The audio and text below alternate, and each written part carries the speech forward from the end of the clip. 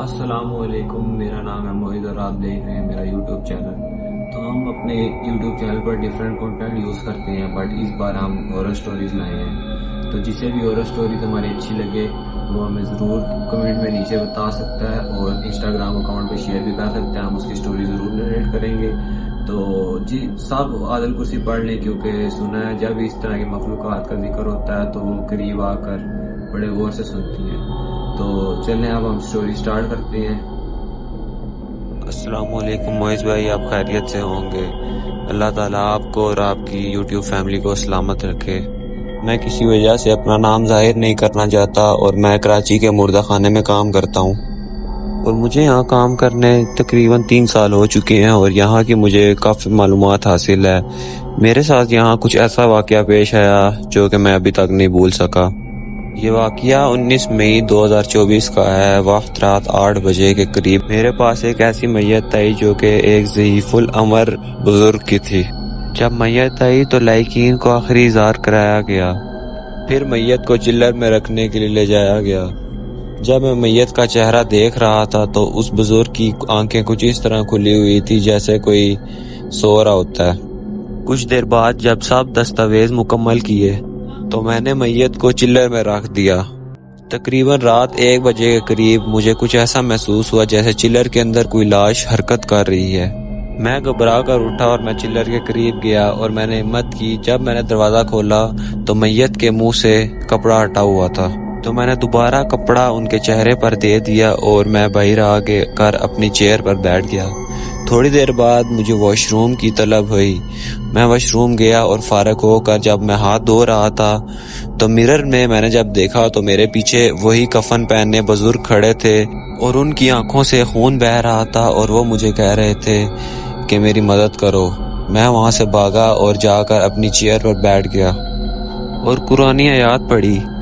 کچھ ٹائم تک تو سب کچھ صحیح رہا، پر تھوڑی دیر بعد مجھے محسوس ہوا کہ دوسرے کمرے سے کسی کے رونے کی آوازیں آ رہی ہیں، اور جب میں روم میں داخل ہوا تو میں نے دیکھا کہ ایک سفید لباس پہنے ایک بزرگ سر پہ ٹوپی پہنے اور ہاتھ میں تسبیح لیے کھڑا ہوا ہے، اور ہاتھ دعا کے لیے اٹھا کر بہت زیادہ رو رہا ہے، اور اس کے پاس ساتھ میں ایک سفید کلر کا بیگ بھی پڑا ہوا تھا۔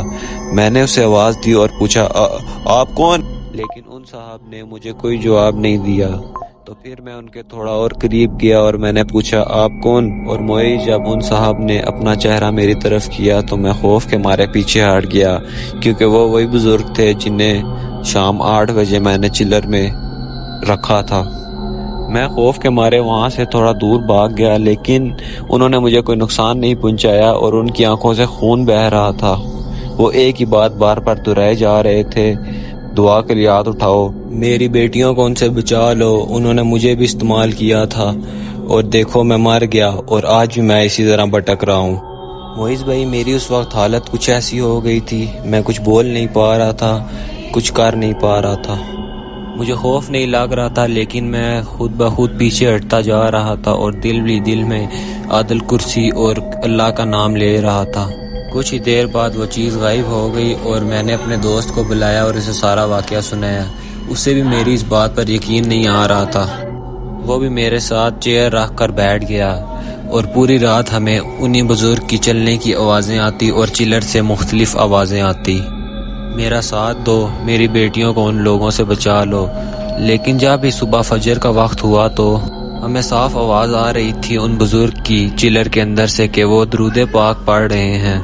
ہمیں ذرا بھی خوف محسوس نہیں ہو رہا تھا، لیکن ان بزرگ کی آواز میں اپنی بیٹیوں کے لیے دکھ، فکر اور درد تھا۔